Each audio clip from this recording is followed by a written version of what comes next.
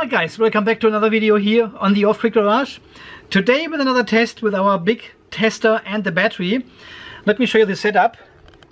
So we have our big ZKE-Tech battery tester here, and we have connected our lithium iron phosphate battery already. And in today's test I wanna actually simulate what I'm doing here with my big battery in the garage. Because at the moment I've got the solar charge controllers programmed to charge the battery to 3.5 volts per cell and then stop charging altogether. No absorption time, it cuts off the voltage, it stops charging altogether at 3.5 volt per cell. And I was always thinking, how full is the battery actually then if I don't absorb? This test today here, if you have a look at the top right hand corner of our test software, so we will do a constant voltage charge with 3.5 volts and 20 amps. I will stop charging if the current goes under 19.9 amps. So right after we hit 3.5 volts and the amps are dropping just a little bit, I stop charging. And then I will completely discharge the battery and we'll see how much ampere hours we are getting out of this battery then. What is the state of charge actually at 3.5 volts? Because this is a very common setting in the solar charge controllers, and it's almost the standard value what Victron recommends and set for their lithium iron phosphate profile in the solar charge controller. So I'm really keen to find out, where are we at 3.5 volts? Okay, I have just started the test now. You can see the current is ramping up to 20 amps and the voltage is now rising up until 3.5, and then we call it. Alright, this may take 2 or 3 hours now. I'll probably turn off the camera and the recording here, and I'll talk to you again once the battery is charged. So the question is actually, do you actually need to buy the big tester here, or can you live with this one? Well, you can do all the same tests with a small one as well. It just takes a bit longer because the amps are not as high as with the big one. Well guys, what can I say? It is already evening again. The test has just finished. We charged the battery to a 3.5 volt and the charger turned off as soon as the current dropped just by 100 milliamps. You can just see the first step over here in the top right hand corner of the current, where it dropped down and then the charger turned off immediately because we told him to turn off at 19.9 amps. Alright, so this is the situation I usually have here in my system when I charge my battery to 100%. It charges to 3.5 volts and then the charging stops. How much power do I have in the battery now? Because the smart shunt from Victron shows me 100% now. But of course there is a bit missing at the top. So how many ampere hours do I actually have in my battery now to use? So to find out, we have to discharge the battery from this state now to 2.5 volts, and then we know exactly how much capacity we have at 3.5 volt in the battery. Well, it will not be 100% correct because this is a different battery than I use. It may have a different chemistry a little bit, so it may not be 100%, but it gives us a good percentage of what we are at 3.5 volt without absorption. Okay, so constant current discharge. Do I discharge with 20 amps again? This will take forever. Okay, let's do 40. Cutoff voltage 2.5. So we're discharging with 40 amps until we reach 2.5 and see how much ampere hours we get out of it. Now actually we should use 20 amps, otherwise we may get a different result then. Let's discharge with 20 amps again and see what the result is. So this could take another 4 hours until we see us again. Start the test.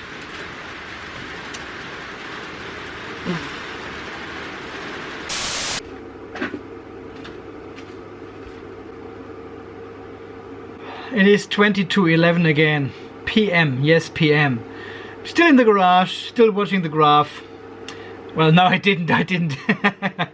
I can watch it from my mobile phone and see how far we are, so I just came back to the garage and make this final video here for today, because we have to do another test, of course, to confirm the settings with absorption. From what I can see, look at the bottom here, we've got 100 106.5 ampere hours pulled out of the battery already, out of 108 the maximum is.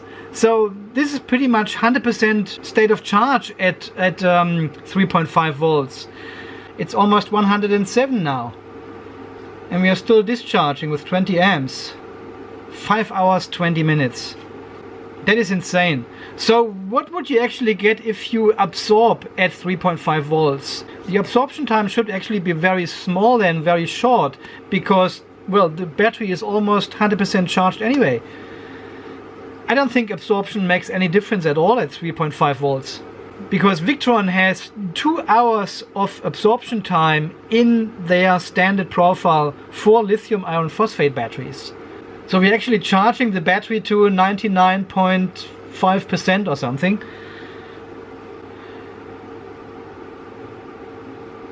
And stop. There you go. Perfect. Voltage is rising again because we took off the load. And we have discharged 107.37 ampere hours. Okay, so this is the charge curve we have done with the smaller tester. There was the full cycle test of this battery cell here, and I'm just curious to see how much I have charged in from 3.5 volts to maximum. So let's have a look for the 3.5. Okay, 3.5 here. This was at 109.37 ampere hours, and the capacity was 109.8. So this is only half an ampere hour missing. Well, I'm comparing now the charge curve here to our discharge curve, just to give me an idea how much the actual charger pushed in from 3.5 onwards to a full 3.65. And this is only half an ampere hour. And let's go back to our discharge curve here from just now. So you're charging your battery really to 99%. So we constant voltage charge the battery now to 3.5 volts with 20 amps, and then we do an absorption until the current goes under 1 amp.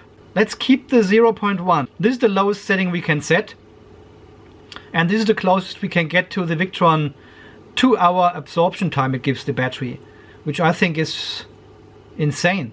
Okay, add this one.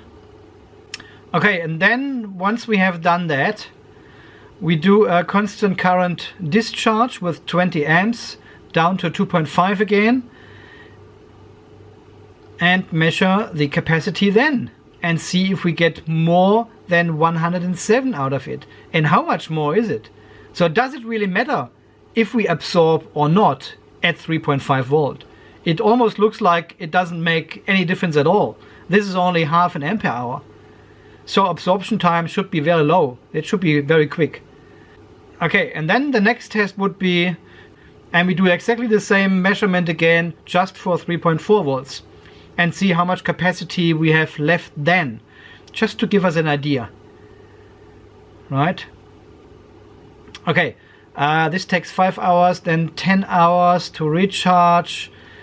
And then the constant voltage charge again to 3.4. There's another 15 hours or so. So I probably see you again tomorrow afternoon. This video takes 4 days to make. It's just ridiculous. But I want to stay with the 20 amps now, because if I go to 40 amps, which the charger obviously can, we probably have different results. Okay, so we are now charging again to 3.5. and absorb. We absorb at 3.5.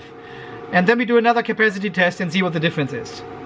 Alright, this should take about 11 hours. I'm going to bed now, so this is just insane, really. I should have started this test with 40 amps straight away. But now we stick to 20 to be consistent. Alright guys, see you tomorrow then at some stage. Stupid. Morning guys! I have totally lost overview. Let me start the screen recording first here. I have totally lost overview which day it is. This test goes on for 2 days now, 3 days? I can't remember when I started actually. There you go, screen recording is on. Okay, let's just wait for this test to finish and then we talk quickly about it. What's going on? just to help me remembering what we actually did here, we charged the battery to 3.5 volts and then we did an absorption time until the current dropped under 0.1 amps, which is basically then fully absorbed at 3.5 volts. And I wanted to see the difference to the 3.5 volts without absorption. And from what I can see here, this was the point where we started absorbing 3.5 volt. We had 105.67 ampere hours, and then we absorbed. You can see the red line dropping off, goes all the way down to almost zero until here, and we've got 100. Oops, charger just turned off. Here, 108 ampere hours. So I've forgotten this one already again. Almost 106 to 108. This is 2 ampere hours gained during the absorption time for a 108 ampere hour battery. And now we have done the discharge with 20 amps again, 0.2 C, and we have now discharged with 109.67. So you are gaining actually a little bit of capacity if you absorb, but this is only 2 ampere hours. So I don't know, should you absorb or should you not absorb at 3.5 volts? I don't think it makes a big difference. It gives you a little bit more capacity, but you're keeping the battery on a relatively high voltage level for a longer period of time, which is not really necessary. I mean, 2 ampere hours with a 100 ampere hour battery, it's 2%. That's so easy to calculate, right? So if you are tight with capacity space and you need all the capacity, well then go and absorb. But if you have plenty of capacity left for your applications, for your needs, I wouldn't recommend to absorb at all. Just charge to 3.5 and call it. Alright, so the next test will be, we're doing exactly the same 2 tests again, just with 3.4 volts. I want to charge the battery now to 3.4 volts and then call it, no absorption, and then discharge again and see how much capacity we get out of there. And then do the same test again, 3.4 volt, and then absorb until the battery goes to 0.1 amps. So the absorption time will be a lot longer than here, of course. That's what I'm expecting.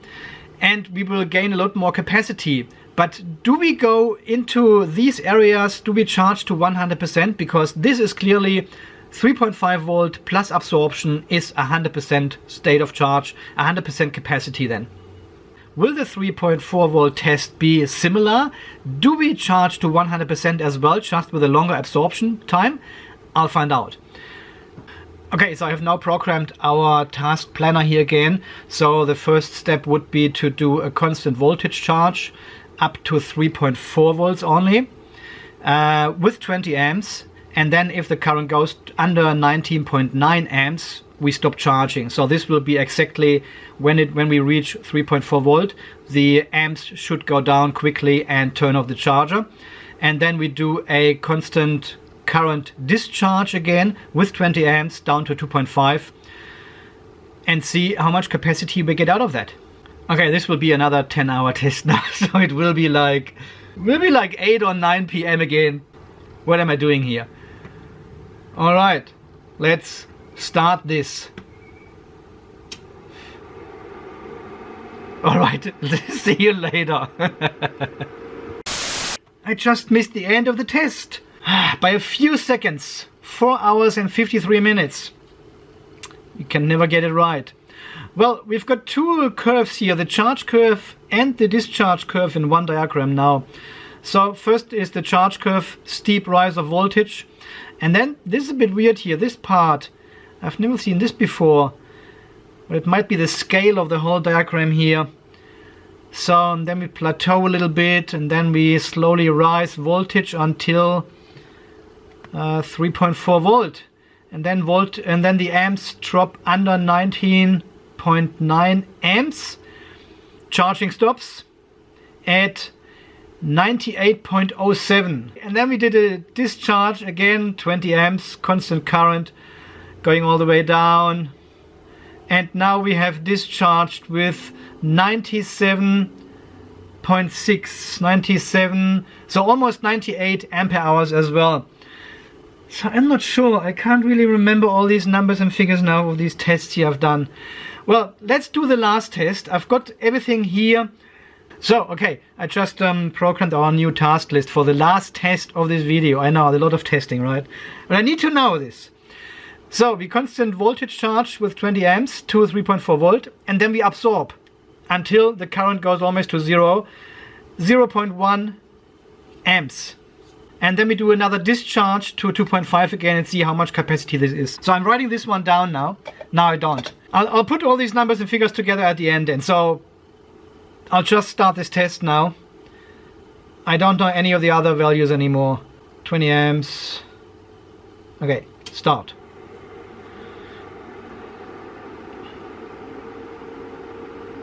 Oh, what is it doing here? What the heck?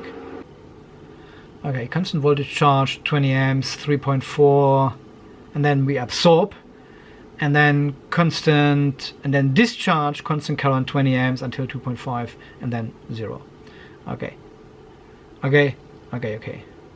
Yes! That's what I'm talking about. Okay, I just figured out the test will be finished in the middle of the night, so I don't want to leave the battery at 2.5 volts for too long.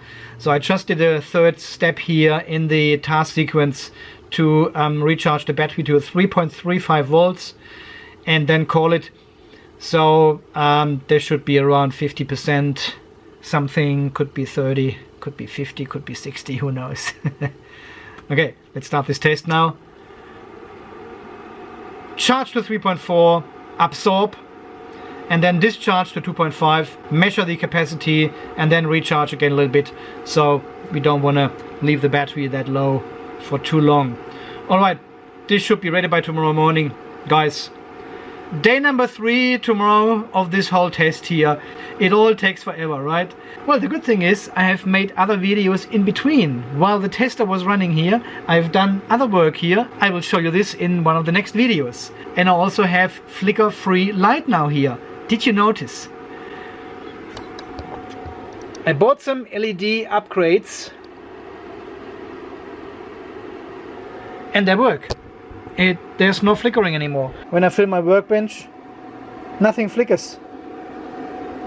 How good is that? Well, there were 2 tubes for $20. I couldn't resist. 18 watts LED from Osram, and they come with a little starter as well. So you have to replace the original starter with this electronic. I think it's only a fuse or something inside. That's what it says. Anyway, I'm talking too much. Alright, see you tomorrow morning. Bye. Oh, good morning, guys. 10:30, day 3 it is, I think. And we are just going to finish the last discharge test for this video here. That's enough information then, definitely. We are at 2.54 volts discharging with 20 amps still. And we should be seeing the result every second now. Okay, so we should be finished right now. Alright, and the tester now switches to a recharge again as I have programmed. I just stopped that here for a moment so we can have a look at the curves. Well, it's actually good to have the charge curve here on the left hand side and the discharge curve in the same graph. What I want to show you here especially are the voltages. And this causes a bit of confusion sometimes, as I have read in comments, and I am not an exclusion of that. When I was new to all this battery stuff here with lithium iron phosphate, I couldn't quite figure out why the charge curve and the discharge curve are different. But we can clearly see here, if we have a look at 3.3 volts, which is this line here, we can see at the charge process, we are right at the beginning of the charge process. We have only pushed in about 20% of the battery capacity at 3.3 volts. While I have a look here at the discharge curve, 3.3 volts, this is like, well, this is where we started, you know? This is just at the beginning of the discharge curve at half an ampere hour. This is 0.5% of the capacity only. What we need to do is we need to be very mindful of talking about voltages if we talk about the charge curve or the discharge curve. Because obviously when you charge a battery, it raises the voltage inside the battery cell, and then on the other hand, if you discharge a battery cell, it lowers your voltage on the terminals. And this is mainly due to the internal resistance of the battery then. So that's why you have two different curves on two different levels of voltages. Well, the other interesting part is we have now charged to 3.4 volts, which is exactly this point here. 3.4 volts, and we reached the 84 ampere hours, and from there on we kept the voltage constant. You can see the line going through here, it's on 3.4 volt, but we didn't turn off the charger once the current was going down. We kept the charger alive until we reached the 0.1 amps all the way down here. This is 0.1 amps, so it is fully saturating at 3.4 volt. And what can we see at this point of charge here? We can see we are still at 3.4 volt, and exactly at this point we are at 108.5 ampere hours. This is 100% of the capacity of the battery we have charged into the cell. One comment of one of my last videos was, I'm always talking about a battery, but it's actually a cell. And this person is totally right. I'm getting a little bit laxed here because people talking about batteries, but they actually mean a cell. So we are talking about a single battery cell here. A battery cell, a cell. It's not a battery. A battery is a combination of several cells together, and this makes a battery, but we are talking about a single cell. Does this make sense? So that means if you don't cut off your charger at 3.4 volt and keep it running until the voltage goes down to 0 or almost to 0, you're charging to 100%. It fully saturates the battery cell at 3.4 volt until 100% state of charge. And let's have a look at the time. So we reached the 3.4 volt at 10 past 4 p.m. and the charger stopped at about 8:30 p.m. So this is more than 4 hours of absorption time, which it takes from 83% to 100% if you charge with constant voltage. And this is probably the only reason we use a higher voltage to charge the battery cell.